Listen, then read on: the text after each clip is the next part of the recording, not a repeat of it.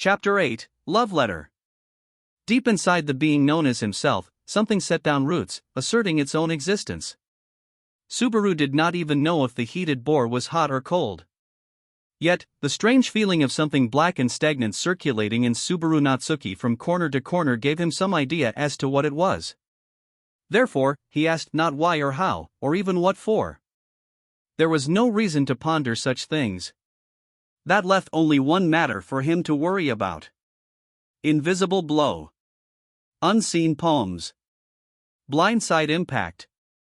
Each sounded atrociously derivative. They weren't stylish at all. These were arms that none save Subaru could ever see, and none save Subaru might ever control. Accordingly, a divine will unseen by the eye, therefore, I dubbed the invisible providence. What did you say just now? When Subaru weakly opened his eyes, murmuring with his mind still vague, a questioning voice called out to him. Leaping into his vision, her eyes open wide, was a beautiful, upside-down face, not an angel's, but Emilia's. Slowly comprehending this, Subaru blinked several times, realizing he had awoken from a dream. Simultaneously, he took in the sight of Emilia before his eyes and the soft sensation under his head. Ah! Emilia Tan's giving me a lap pillow again. That's right. How many times have I given Subaru a lap pillow by now? I'm a little hazy, but this is the third time, maybe? It's a reward for getting over the first big hurdle, so, yes. Emilia let Subaru's playful words of savoring his reward glide over her in her familiar manner. From there, Subaru accessed his memory from just prior to losing consciousness, recalling he had been punched extensively. Hey, Emilia Tan. How's my face? It's not in a state you'd never want to look at again, is it? Ah, it's fine. It's not that weird. And she's not even trying to be mean. Subaru gazed at Emilia's mystified expression as he lightly tried to move his own limbs. Somehow, he managed to budge them. His bones creaked, and he was bruised all over his body, but he didn't mind it enough to complain. Ah, goodness, don't be rash. It's no good unless you rest. I really don't want to leave the paradise that is Emilia Tan's lap, either, but I have to go searching quick. Otto and Ram could be out there dying in the woods. From his restored memories, Subaru recalled that it was Otto who had driven Garfield into a corner. According to Garfield, Ram had assisted him, but he remained concerned for the pair's safety. Judging from Garfield's personality, he shouldn't have actually taken their lives, but before they expire in the forest, I've got to save Ram at least. Stop imagining us expiring and worry about me a little more, would you? IID recognized that fierce comeback anywhere. When Subaru tried to put life into his wobbly body and sit up, he widened his eyes hearing the voice immediately beside him. When he shifted his gaze from Emilia to the direction of the voice, a filthy-looking young man sitting on the tombstone steps entered his vision. Though marred by soil, mud, and blood, the sight was, beyond any doubt, Otto Suwon. Seeing Subaru's gaze, he raised his clasped hands, his lips loosening into a leer. This applies a fair bit to me, but it seems you went through quite a terrible time as well, Mr. Natsuki. But, why, you? Jaya? As Otto exuded a casual air, Subaru leaped at him, delivering a headbutt. Taking the blow in the gut, Otto fell at Subaru's feet as he raised an anguished moan. What is this all of a sudden? I was praising our shared experience in a hard-fought battle just now. Shut up, you stupid moron. Don't go acting all cool. You freelancing almost blew up the whole plan. But without your assist, I wouldn't have been able to nail Garfield either, so it's not like I don't feel grateful, okay? I don't even know what you're saying anymore. Though relieved he was safe, and grateful for his aid, Subaru's blushy, contradictory expression of that gratitude left Otto shouting in a loud voice. That truly Otto-like reaction made Subaru pat his chest with relief. Either way, glad you're safe. If you died, I figured you'd turn into a ghost and haunt me at my bedside. Is Ram alright, too? Yes, though my liver went cold when I awoke and found Ram lying on the ground. I was quite relieved to find her state was not as bad as it looked. If anything, the poison she spewed after I carried her on my back was worse. She talks super strict to anyone but the people closest to her. How'd you convince her anyway? One of the conditions for her cooperation was that I would not to speak about it to you, Mr. Natsuki. Covering his mouth with both hands, Otto's demeanor made it clear he had no intention of explaining further. To be blunt, it was probably futile to try and make Otto spill the beans, not that he had a chance even if he wanted to. Surely, such a sensible human being wouldn't be foolish enough to risk his life to go along with Subaru's crazy demands. Damn it. Ow. What did you punch me for just now? He's hiding his embarrassment, Otto. That's all. Emilia smiled as she joined Subaru and Otto's exchange. Then Subaru saw Patlash, who, at some point, had come to Emilia's side. When the land dragon brought her nose close, Emilia gently stroked it with her white fingers. The interaction was most unexpected. My Emilia-tan and my Patlash are getting along so well, what a nice scene. Don't say stupid things. This girl has been worried for you this entire time, Subaru. I get that. Subaru smiled wryly at Emilia's scolding, walking close to Patlash on his own 2 feet. Then he reached a hand out to her black scales to give her some gratitude-infused petting. However, why? When a blow from her tail made him pull his hand back, Subaru objected to Patlash with teary eyes. But rather than relent, Patlash glared back at him with reproach in her yellow eyes. She even raised a sour growl that made Subaru cringe. Shall I interpret? Nah, even I don't need you to interpret this. When Otto offered some consideration from behind, Subaru shook his head, letting out a small sigh. Don't make me worry like that, right? Also, addendums with a sense of don't get cocky, there won't be a next time, and become mine already with a fair hint of anger. That's some serious heroine power at work. Jumping into the race to be my leading girl? With a content face, Subaru extended his hand once more. This time, when he did so, Patlash accepted Subaru's hand, acting as if it couldn't be helped as she took it as an apology. Otto and Patlash in the sanctuary, these two had done nothing but save him. Just like usual, he had to borrow the strength of many in order to overcome a mountain that his strength was insufficient to overcome himself. Would a day truly come when he could pay it all back? Now that I'm thinking of the mountain I'm indebted to you all for breaking past, where's Garfield? Ah, Garfield is over there. I think it's best not to get in the way, though. What do you mean, get in the way? As Subaru inclined his head, Emilia touched a finger to her lips. You see, right now, Ram is looking after him, so, Garf, are you awake? The first thing he saw when he awoke was a girl's lovely face. He felt conflicted. It was the first thing he'd wanted to see, and also, it wasn't. The fact that his chest was faintly beating louder made Garfield avert his eyes as he cleared his throat a single time. Yeah, I'm awake. Duh. Then move already. My legs are getting numb. Instantly, Garfield was thrust from a soft sensation down onto the grassy soil. When he shot her a resentful glare, Ram, sitting her hip on the grassy field as she brushed off her thigh, when what, as she made a sour face. One would never think it was the demeanor of a girl who'd lent the unconscious Garfield her knees up until moments ago. Just like usual, a girl without one shred of kindness, Ram believes that kindness is something one must give to a person worthy of receiving it. If Ram fails to give any, Ram did not believe that it was appropriate. I ain't worth it, huh? From that sentence, it is obvious you prefer I had said something else. This is why you and Barusu are both hopeless. You must be smoother than that if you wish to hear a girl's true thoughts. Ow. As he lowered his eyes, Ram flicked a finger off his forehead.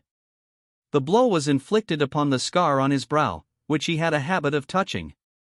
Rubbing that white scar, Garfield rested his eyes on the sight of Ram and her filthy clothes. It was none other than he who had made them that way, yet Ram was exerting herself for him nonetheless. Ram, ain't no scars left on your body? If there are, be my bride and I shall not take responsibility for my scars some other way.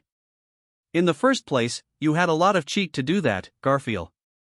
How you dare leave an injured Ram behind back there? Ram's harsh, overbearing gaze cowed Garfield into silence. The anger in her eyes also held criticism for the end of their battle. Having knocked Ram to the ground and thrust Otto into a thicket, Garfield, out of weakness, had not sought to settle things with their deaths. He'd hesitated against someone he cared for. There was that. But Garfield hadn't been serious against Otto, who he didn't care for, or even Subaru. Because he lacked the most important thing for a warrior, courage. That was why he'd tried to rely on his blood, turning into a mindless beast to avert his eyes from the consequences. His hypocrisy, for relying only at times like that on the blood he normally detested and cursed, made him sick. How could Garfield protect the sanctuary with one deceit piled upon another? Garf, you're an idiot, so thinking about it is useless. Wah! I am not saying to turn into a beast and abandon all logic. I am saying that transforming makes you even stupider than when you try to think. It is far better to fight thinking of nothing with a completely empty head. As Garfield sat cross-legged on the ground, the irritated Ram's assertion made his eyes bulge in astonishment. It was better to say that Ram, the victor, was gazing down upon Garfield, the vanquished. He didn't mind her talking like that, but was it really necessary to speak to Garfield about things that might lie ahead? After all, he was the vanquished. A suitable punishment was sure to be forthcoming. Watch out next time. After all, you will be fighting for Ram and Amelia hereafter. What? At a juncture where he expected her to pass judgment on him, Ram's words shook him to his core. Garfield's face reddened. He clacked his sharp fangs as he digested the statement. Stop messin' with me. After doing all this, being your enemy, stomping all over what you people think, you're saying you forgive me and take me as one of your own? Don't be absurd. I'm saying you need to work for it because we don't forgive you. You cannot beg for forgiveness without offering something in return, can you? Ram won, and Garf lost. Be a good boy and do as I say. This is so messed up. Hopping to his feet, Garfield stomped his heel against the ground.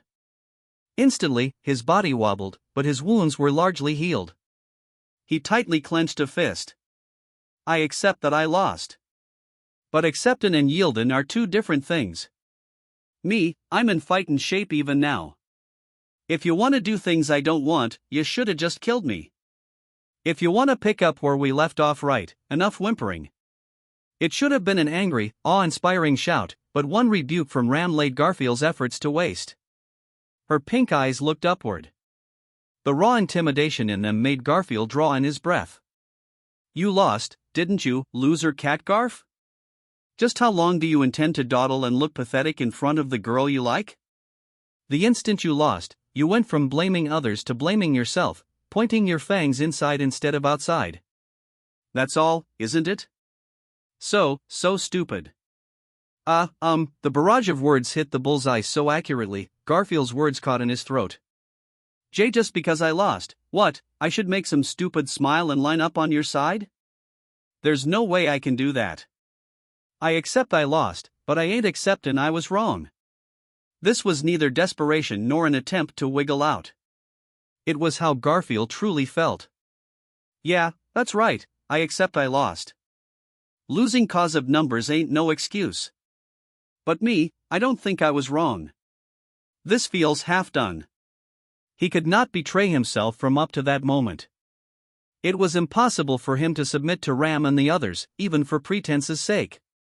If you do not wish to stay half done, prove that you are not standing still. What did you say? As Garfield breathed raggedly, Ram spoke those words in a quiet voice. Unable to grasp what they were meant to convey, Garfield knit his brows, and the next moment, his eyes widened and froze. Sitting on the grassy field, Ram lifted up a hand, turning its white fingers toward him. When he realized what those fingers were showing him, Garfield's heart froze solid. I can largely imagine what Barusu would say. Also, you do not need to be afraid, Garf. So you should go see with your own eyes. The Tombs trial, the instant he put the words to his tongue, Garfield's back was drenched with cold sweat. His breaths quickened, and his heartbeats became ragged. He heard his youthful self sad crying ringing in his ears. Garf, can you change? Or will you remain a cowering, unmoving little boy? Cut that out. The way you said that makes even me wanna deny it, Garfield rang out in protest at Ram's words. Tensely, he realized he had not firmly told her "I won't go," remaining in the chasm between the two choices, "I'll go and I won't." He was being completely taken for a ride. By Ram. By Subaru Natsuki. Even though he remembered that fear, a part of him did want to make sure. His body was stiff with fright, his body was letting out wails of rejection, and his soul howled fiercely. Even as he spat blood, Subaru had stood before Garfield and shouted what he believed, namely, that he needed to find out if he could win against himself on that day of his childhood or not. "Your face says your resolve is set." He realized that the trembling of his fangs and the cold sweat over his entire body had eased. When Garfield turned around, Ram was brushing leaves from her hip as she stood up beside him. Gazing at her face, Garfield suddenly had a thought. Deep down, he felt that Ram didn't regard getting Garfield on her side as all that important. Why, then, had Ram cooperated with Subaru and the others and scolded him then and there? Wasn't Ram simply putting her foot on her childhood friend's back to give him a push? If that was true, the woman he loved was quite a woman indeed. "Well, it'll be fine, Garf." Garfield was pressed into silence. Taking that silence as unease, Ram, for once, spoke with a warm tone of voice as she peered at Garfield, giving his bare shoulder a light pat. "If you see something scary enough to make you cry, Ram will console you." A favor to an old acquaintance. When he entered the tomb for the first time in 10 years, the air was as stagnant as the last time. Passing through the cramped, stonework corridor and walking amid a cool wind, Garfield grimaced at the scent of settled dust in his nostrils as he advanced toward the back to the sound of his own bare feet. "Don't want to stay long in this place," Garfield murmured as, within his chest, the sound of his heartbeats gradually sped up. Go to the back, and the trial was there. As a half-blood, Garfield held the qualification to challenge it. As night came, the tomb's lighting came on, as if to welcome its challenger. Go to the back, and the trial was there. So, too, the past that had inflicted an indelible wound on him in his childhood.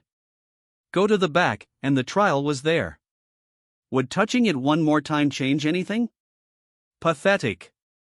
That's what I came all this way here to find out, damn it. Dwelling on that sound logic, he scorned the timidity of his own heart. He'd been angrily yelled at by Ram, beaten to a pulp, and treated as a tiny fool before yielding like a little girl. He hadn't wanted to realize or understand just how cowardly he truly was. Then and there, it was within his power to destroy the tomb's corridor, rendering everything else moot. The recuperative power of the blessing of Earth Spirit was extraordinary. Already, he had regained enough strength to destroy the tomb. Ram and the others waiting outside had no means of stopping him. He could spoil the results of such an agonizing battle, rendering it all for naught. Hadn't she and the others realized that much? Damn it all. Of course they had. Setting aside Amelia, who knew too little about doubting people, and Otto, who was short of a few important components, there was no way the highly observant Ram or the very calculating Subaru would fail to see that possibility. In other words, they firmly believed that Garfield would not destroy the tomb. Perhaps they thought he was too chicken to do it. Or perhaps, they trusted him. The answer to that question, too, likely lay beyond the moment he overcame the trial. In all bluntness, Garfield had kept inside the sanctuary, worrying about everything with his woefully insufficient head. In only a few days, 10 years of that had been turned on its head. He never dreamed his own feet would carry him to the tomb's stone room once more. He arrived at the innermost chamber, a stonework room enveloped by a faint, blue light. Having visited this place after 10 years, Garfield crossed his arms, sensing that something was off. Something gave off some kind of strange impression. A difference in the stone room entered his keen nocturnal vision. Garfield squinted his eyes at this. First, face your past. That instant, his vision swayed, and something indistinct covered his thoughts. The past was coming, one might call it a mysterious feeling to awaken within a dream. Crinkling his nose, Garfield slowly stood up and surveyed his surroundings.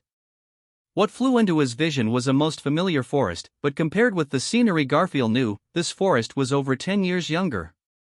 Garfield, who was in contact with the forest on a daily basis, knew as much. This was the past.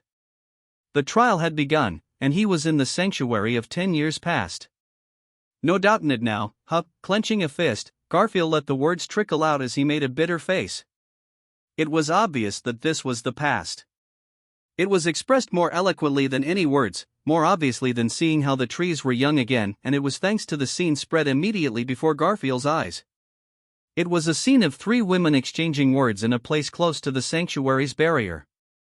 One had youthful features with long, pink hair, ReZero. Another was 10 years of age, give or take, and she was a girl with delicate, silky, beautiful golden hair, his older sister, Frederica. And standing facing the 2 of them was a woman with golden hair in a triple braid, her eyes downcast with a gentle look on her face.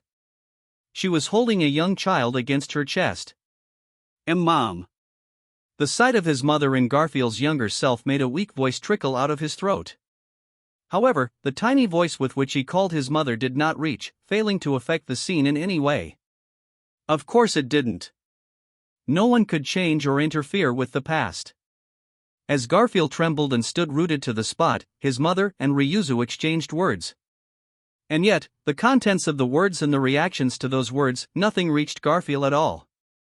ReZero's sense of loneliness, Frederica's feelings as she held back tears, the thoughts of their weakly smiling, seemingly conflicted mother, or even his innocently smiling, idiotic younger self, none of it was conveyed to him, for this was Garfield's memory of the time. The conversation could not be replayed, because the young Garfield had no memory of it. The silent projection repeated itself over and over, as if to Ruben that he was powerless and far too late. Either way, no doubting it was a stupid argument in the first place. Considering what happened afterward, he could guess what they were talking about. His mother was trying to abandon the forest to go to the outside world, and ReZero and Frederica were trying to stop her.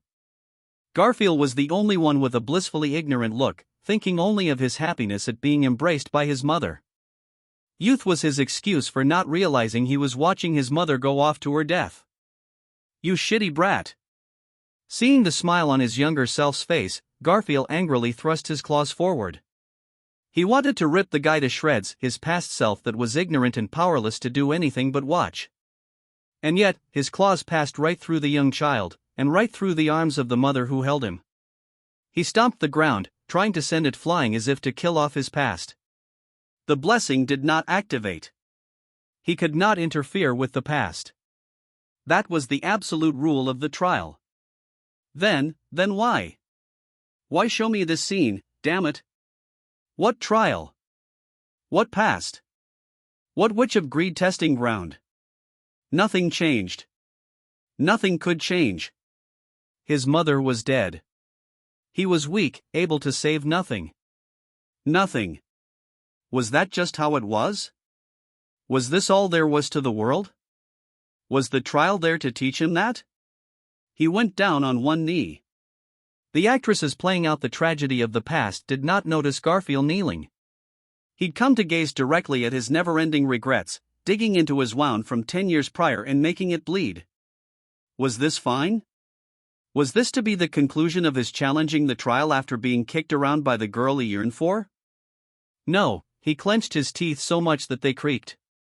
Glaring at the soil, Garfield's desires trickled out from his lips. No. No. No, no, no. He would not have it end like this. After all, Garfield had hoped that something would change, that something would change him. He knew it was convenient talk, but Garfield had hoped. Having held for 10 years that never changing was right, he'd hoped for a change, for turning over a new leaf. After all, a powerless man had shouted it to him. A man strong enough to defeat even him had shouted. The past. The barrier. The sanctuary. His family. Just like them, he stood still, never changing. Yet, even though he stood still, never changing, it wasn't over. The guy said it, didn't he? If he wished I want to start, he was free to start again. Then. You are leaving no matter what. Abruptly, as Garfield leaned down, a familiar voice struck his ears. However, by rights, it was a voice he should not have heard. It was a voice from the past, one that surely could not reach him. Yes, I shall go. Though, it shall cause you a great deal of trouble, Lady ReZero, I do not particularly mind. The issue is how these children feel.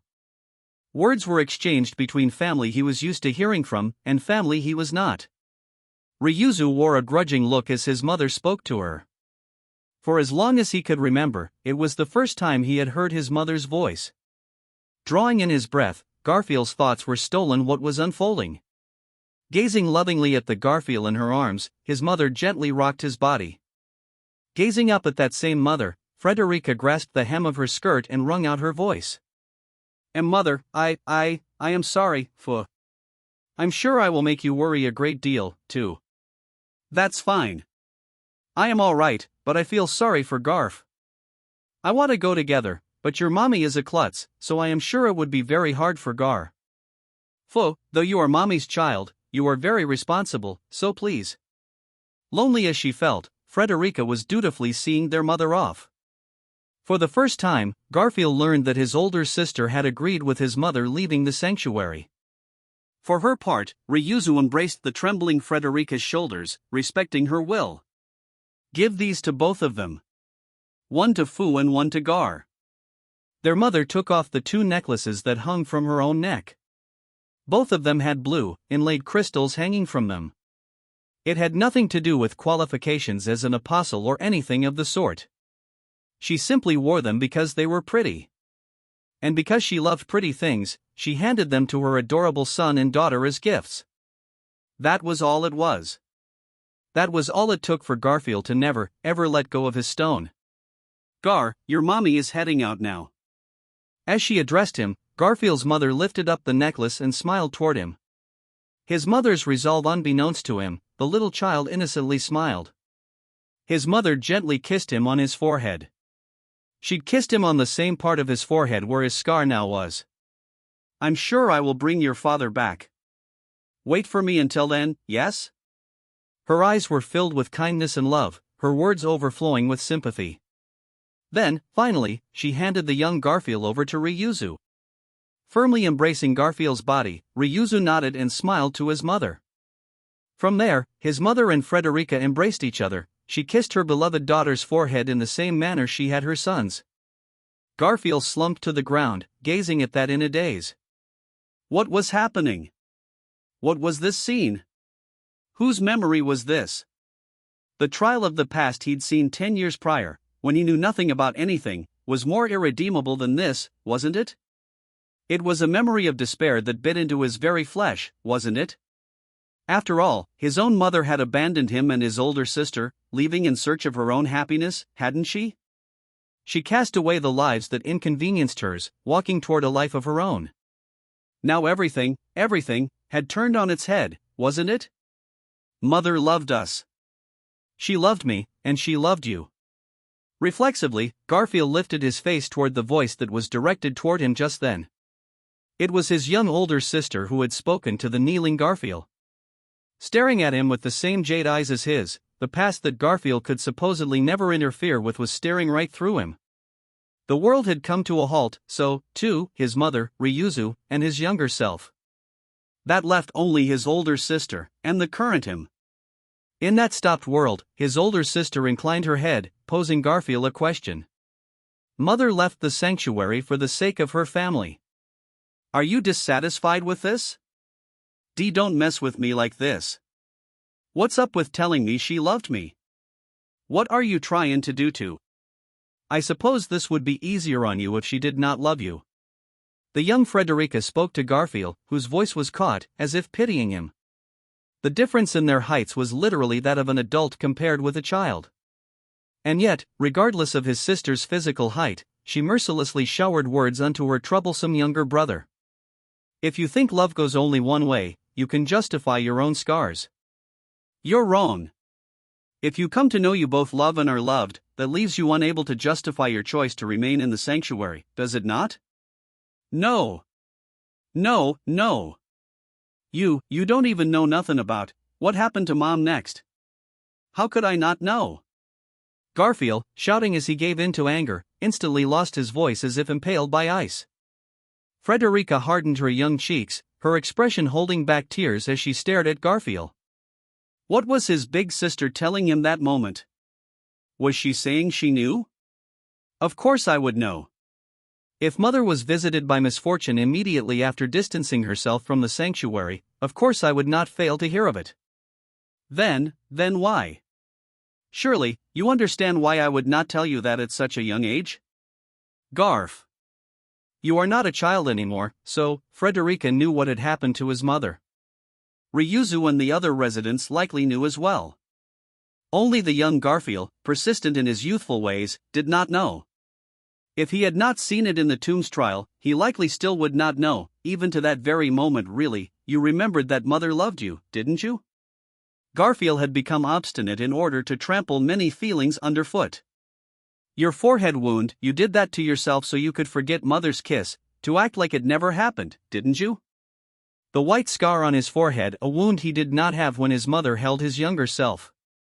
The wound had happened in the immediate aftermath of his first trial. Knowing his mother had died, Garfield fell into a panic, bashing his head against both wall and floor to carve an indelible wound. His wound was his proof of innocence. It allowed him to forget and distort his mother's feelings, and so feel sorry for himself. The past is ending, isn't it? Frederica murmured. Before he realized it, the contours of the world of the past were growing indistinct, gradually losing their shape. The past was ending. Did the end of his visit to the trial mean some kind of results had been achieved? Wait. Please, wait, but that moment, it was all the same to him. All he wished from the vanishing, collapsing world was for his slowly fading mother, Ryuzu, and his young older sister not to go. What should I do? Goodness, must you rely on a tiny older sister like me to arrive at an answer? I know it's pathetic. But, sis, you're the only one I can count on. Hey, tell me. Sis, why'd you go outside? Should I go outside, Garf, what do you want to do? Frederica interrupted her pathetic younger brother, who wanted to hold her hand. For a second, Garfield was at a loss for words. He wasn't talking about what he wanted to do. That moment, he wanted to hear a response, a compass needle pointing to what he should want to do. Garf, what do you want to do? As her younger brother prevaricated, the older sister gave him an exasperated, benevolent smile, repeating the same question. That was why Garfield drew in his breath, and I want to be wanted. Who do you want to want you? I want to be wanted by people who need me. Why do you think that way? Because they helped me remember. His older sister did not speak the words remember what? But her jade eyes, the same as his, posed the question more eloquently than any words could. That my mother loved me. The next instant, the world of dreams faded into white. The past, and his family, receded, vanishing into the ether. A mere hour had passed since they had seen Garfield off to challenge the trial. During that time, Subaru and the others remained seated in front of the tomb, tensely continuing to await his return. If he breaks his promise and destroys the tomb, I am not sure what we are going to, Jayafn. As Otto made that statement, intending to ease the tension but failing to read the mood, Ram bluntly sent him flying with her shoe. Fortunately, the luckless Otto's worries ended then and there. Young Gar!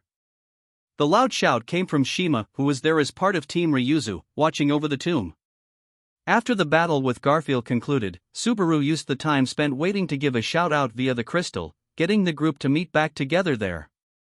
That same Shima had rendezvoused with Ryuzu Derma, the current Ryuzu. Emilia, unfamiliar with the circumstances, was surprised to see two Ryuzus in one place. To wit. So is Miss Shima Miss Ryuzu's older sister or younger sister? That being her level of comprehension of the matter, a detailed explanation would have to wait until after various things were settled. Either way, Shima's voice made everyone present look at the tomb. There, at its entrance, stood Garfield Tinzel, having returned by coming through the corridor. He's big Garfield, eyes narrowed as he bathed in the wind of the sanctuary, showed no sign of being flustered. To Subaru, his face gave off the impression of someone who'd cast some kind of burden aside. Ha! With his face remaining like that, Garfield leaped from the top of the stone steps toward the grassy field.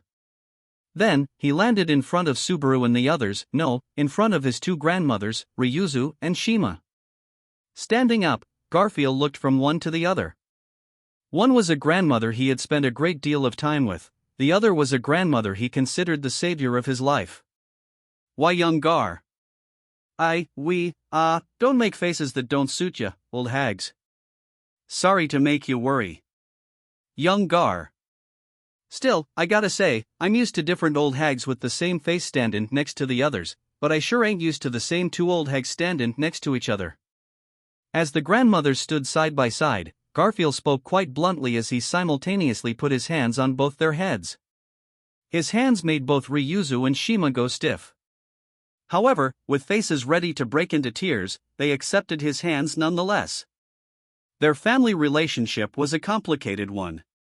That was particularly true because the first four, all the Ryuzus, were one and the same grandmother from Garfield's perspective. It was a difficult issue with no easy answer.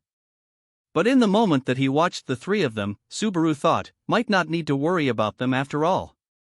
Garf, how was it? Gazing at the exchange between that family, Ram clutched her own elbows as she posed Garfield that question. In the end, it was Ram who'd given his back the final push toward the trial. Her words brought a tiny growl out of Garfield. Way my eyes see it, ain't no results to celebrate. Felt more like, wah, that's it? That sounds like an impression from a proud middle school shoplifter. But you did it? Far as I'm concerned, it's a clean break. Responding to Subaru thus, Garfield made a deep exhale from his nostrils. Those words made everyone present draw in their breaths for a moment, but different deep sentiments immediately poured out. In other words, inside the trial, Garfield had come to terms with his own past. This was proof not only that he had passed the trial, but that the sanctuary was one step closer to liberation. So how about you take that momentum into the two trials left? Don't mess with me. And that ain't my role, is it? Yes, that's right. What comes after is my job. I won't have anyone go and snatch it away. Clicking his tongue, Garfield gave Amelia a nod of his chin. Accepting this, Amelia puffed out her chest at the torch passing to her. The firmness of her enthusiasm made Subaru slacken his cheeks. Then, to that very Subaru, Garfield went toward him, awkwardly scratching his cheek. Besides that, the hell is this? Is what? This touchy-feely stuff doesn't suit your character at all. You're clearly a zero ingenuity, muscle brain type, so just be a barbarian about it. Hey, I know you making fun of me with that. Yeah, skin fair, nah, that ain't what I wanna say. He began to lose his temper, but Garfield lowered his arm without doing a thing. Subaru tilted his head at the atypical action. In his stead, all by herself, Ram made a little smile with an air of exasperation. Garf. Then she gave Garfield a gentle little poke in the vicinity of his hip. In the face of Ram's lethal attack, Garfield exhaled in apparent surrender. Me, I probably accepted what was in the trial cause of you. Thanks. Did you just say thanks? I ain't saying it twice. Just, it made me remember something important. That's why, crap. Perhaps both his anger and embarrassment had risen during the time he spoke, for Garfield bared his fangs. Then he thrust a finger toward Subaru with so much force, it seemed he might bite Subaru's head off. Listen here, Kay? Yeah, I lost. The trial's results changed, too. But that sure don't mean everything comin' out of ya is right. The proof is in what happens from here, or else. If you open this place up and bad stuff happens to the old hags, no mercy. All right. Of course, that's what I'm sayin', I'll watch with my own eyes whether ya jerks are all talk. I'm seein' this through to the bitter end, ya hear? So you better get this done right, General. Roughly shoving Subaru's shoulder away, Garfield cut off his words and twisted his cheeks into a smile. His demeanor and the unexpected manner of address left Subaru taken aback. During that time, Garfield instantly turned his back to Subaru, turning his feet toward his two grandmothers. Just now, Garfield made a really red face. Having witnessed the same thing, Amelia spoke to Subaru, her voice infused with a giggle. If Amelia saw it, too, it was no hallucination. Of course, he hadn't heard the statement incorrectly, either. General. The commander-in-chief here is Emilia-tan, not me. You're the one who smacked Garfield down. It was a clash between men, right? Because he acknowledges that, you're Garfield's general, Subaru. General, that's so amazing. Emilia's honest, not sarcastic whatsoever praise made Subaru wryly twist his lips. As Subaru bore a conflicted look, Ram came right beside him, shrugging her shoulders. Just give in. He is in such high spirits, it cannot be helped. Let him do as he pleases. Incidentally, I'm way weaker, so it's not like I set out to be some kind of accidental main character. It feels more like you have made a brother. You are the elder, so be magnanimous. Well, if it's like that, it is what it is. Wait. Subaru raised a stop sign with his hands, having heard one portion of the statement he could not let pass. Gazing at the back of Garfield's head with exasperation and affection in her eyes, Ram went what, and turned back towards Subaru. What did you say just now? Which part? The part where you said Garfield's younger than I am? Ah, went Ram, nodding as she seemed to grasp Subaru's question. This year, Garf finally turned 14. This information, which was opposite Subaru's expectations, left him aghast. Incredibly disturbed, he closed his eyes, turning his face up to the sky. He recalled a number of incidents. How Garfield called him general, a variety of his statements and actions to date, and how Garfield advocated himself as the world's strongest man. All these began to sink in. And as they did, Subaru shouted, "That makes him a delusional 8th grader. Staying here too long will only dull your resolve, won't it?" With Garfield having come to terms with his internal conflict and Subaru having felt the impactful blow of his actual age, things had calmed down a notch, whereupon Emilia, brushing off grass as she stood up, retightened that relaxed atmosphere with a single sentence. As Emilia gazed at the tomb with a sober visage, Subaru posed a question. Going, huh? Yes, I'll go. Just watch. I'll do as Garfield did, then go farther. Sure, you can do it. I'll do it, because I'm not afraid of changing anymore. Her forceful reply was made possible from having experienced her argument with Subaru at the tomb. Garfield clacked his fangs at the reply. Subaru's chest burned with pride. Then, as she began walking toward the tomb, Subaru lined up right by her side, heading as far as the entrance with her. He could not go inside and hold her hand from beside her. Therefore, he at least wanted to be with her until she set off. Hey, Subaru. About what happened inside the tomb. Abruptly, as they walked shoulder to shoulder, Emilia broached the subject like thus. Subaru imagined it was something related to the trial. Thinking this, he waited for the words that might follow, but it was difficult to read what they might be. Emilia made little glances as she looked at Subaru uneasily. For some reason, her cheeks were faintly red. Emilia? I mean, what happened inside the tomb? Why, you know, that. Emilia's slightly anger-tinged words made Subaru's face redden as he recalled the preceding events. The grand developments that followed had washed away the initial momentum, but now that he thought back to that moment, he'd incredibly brash enough to spontaneously set him on fire from the face down. He came to belatedly realize that having stolen her lips, practically biting them in the process, was a pretty big deal. Inside, Subaru, you and I, you know? Yeah, we did. I mean, I think it'll be really rough from here. But this is important, so, when the trial and a lot of other things are taken care of, we'll have a nice, long talk, okay? Subaru nodded to Emilia's proposal, the motion making his head rattle from the already precarious state inside it. To Subaru, this was his first experience. To Emilia, it was probably her first experience, too. Having mutually slammed their feelings into each other, they had a mountain of things they needed to discuss. But you're pretty confident if you're talking about having a conversation after all this, Emilia-tan. Is this confidence?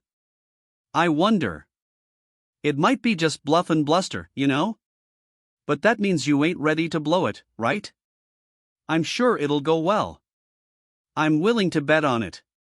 When Subaru raised up his thumb and flashed a grin, Emilia tilted her head, looking mystified. Bet? Bet what? Dating rights.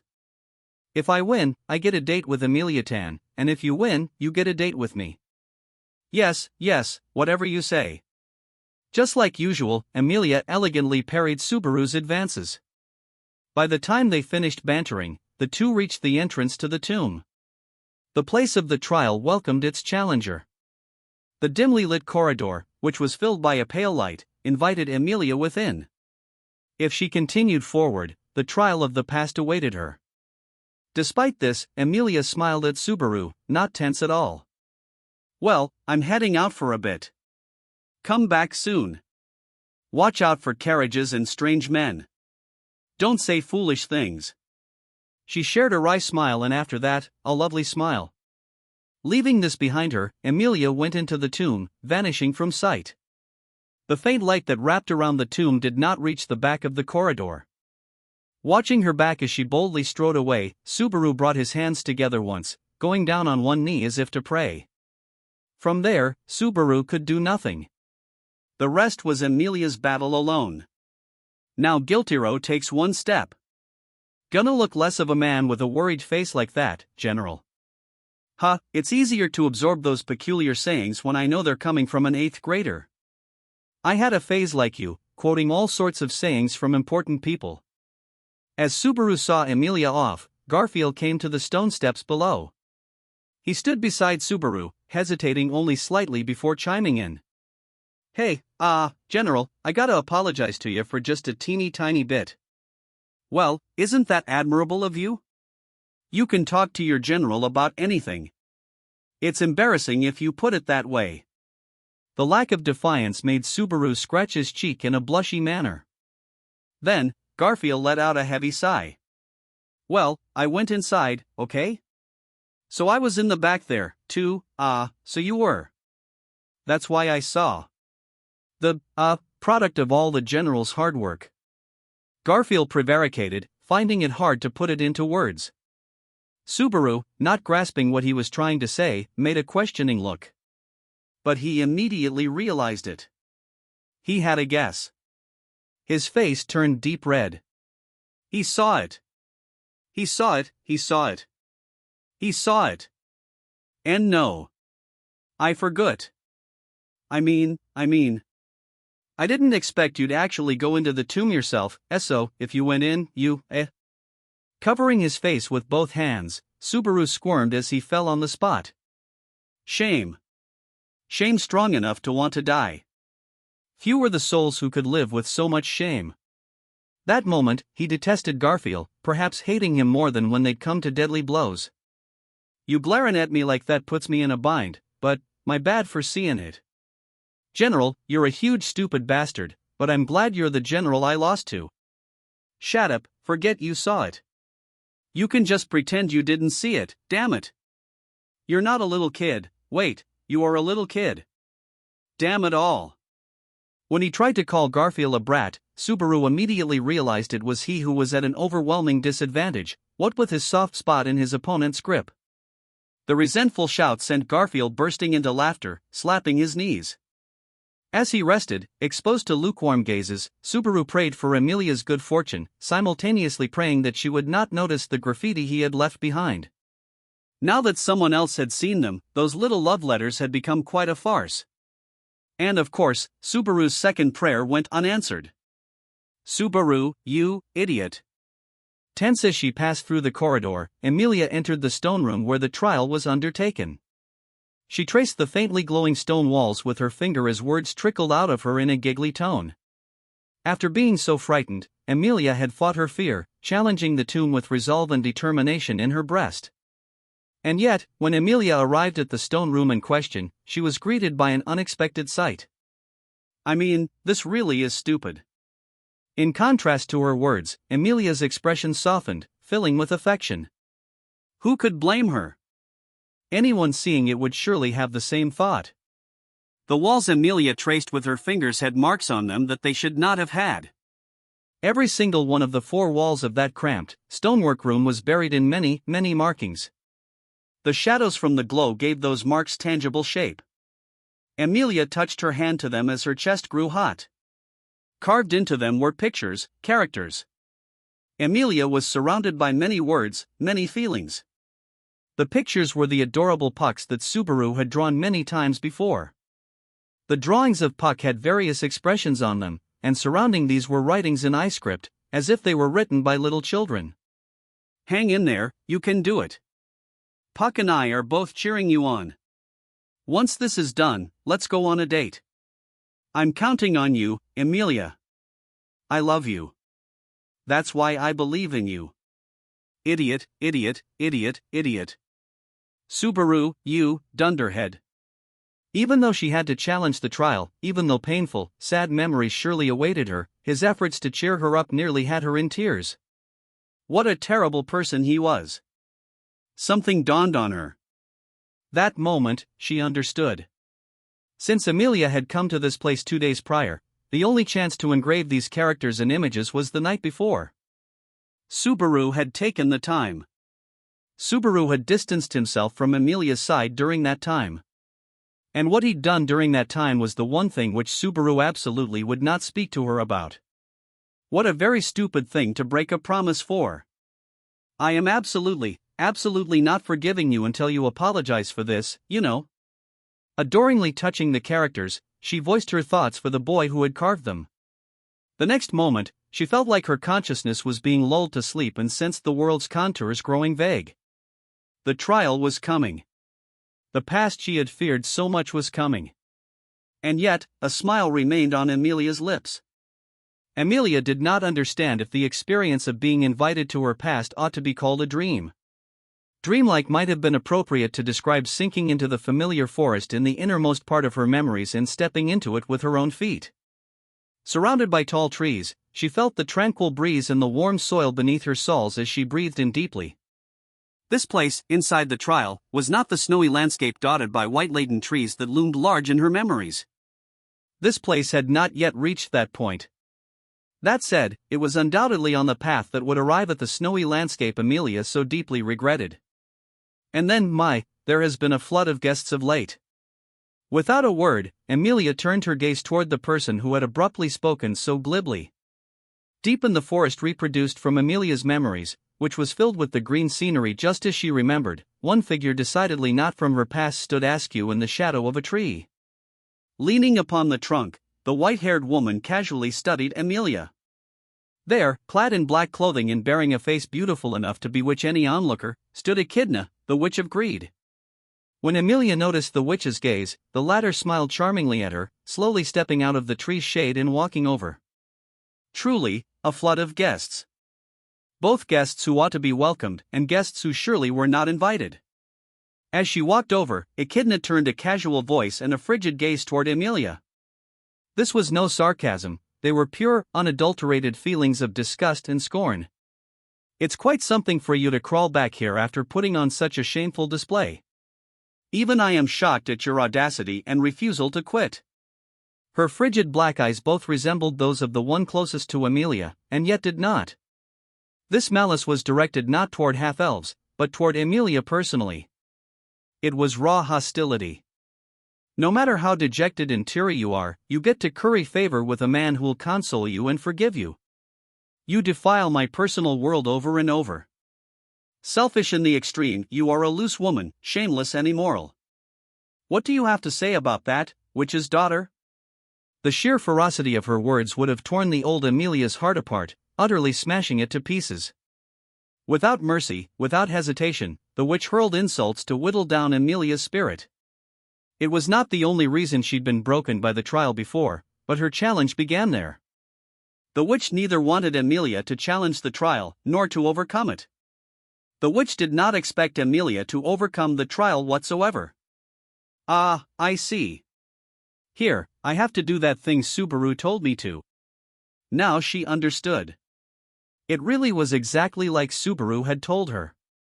When throwing down the gauntlet, when forcing courage to well up from deep in her heart, she needed to be like Subaru Natsuki. "My name is Emilia, just Emilia.